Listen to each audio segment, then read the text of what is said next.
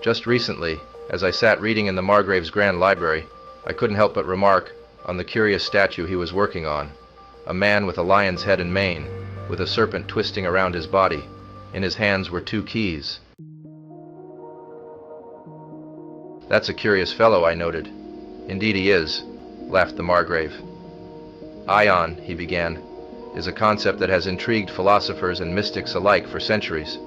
The eternal flow of time, cyclical yet ever progressing, embodies a deep mystery." The Margrave's study was adorned with symbols of time, clocks, hourglasses, and ancient texts. Among them was an old statue of the Mithraic Aion, a lion-headed figure wrapped in a serpent. I asked the Margrave about it, sensing a story behind his reason for fashioning his own version of the mythical figurine. The Margrave explained the Neoplatonists, particularly Plotinus and Iamblichus, saw Aion as more than a deity of time.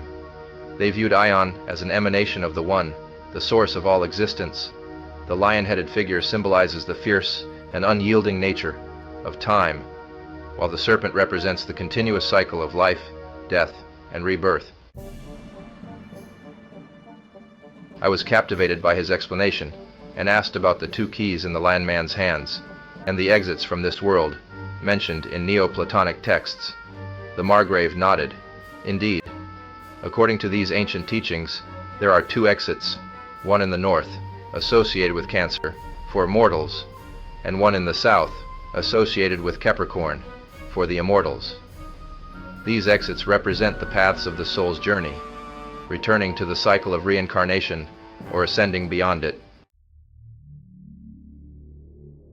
The Margrave then turned his attention back to the Mithraic Aion statue. This figure also encapsulates the struggle between the temporal and the eternal.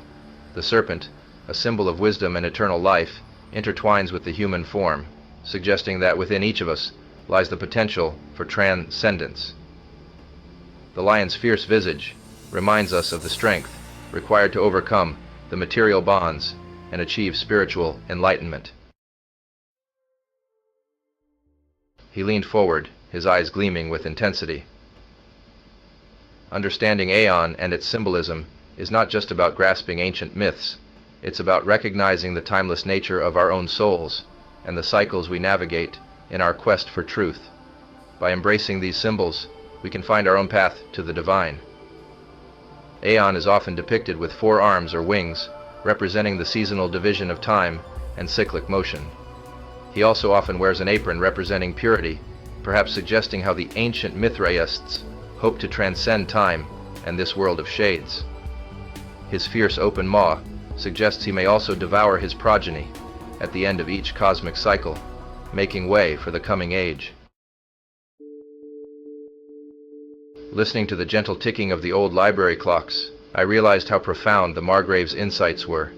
The concept of Aion, with its intricate blend of time, strength, and eternity, offered a new perspective on the cycles of life and the journey of the soul. The conversation with the Margrave had, once again, opened my eyes to the deeper mysteries of existence.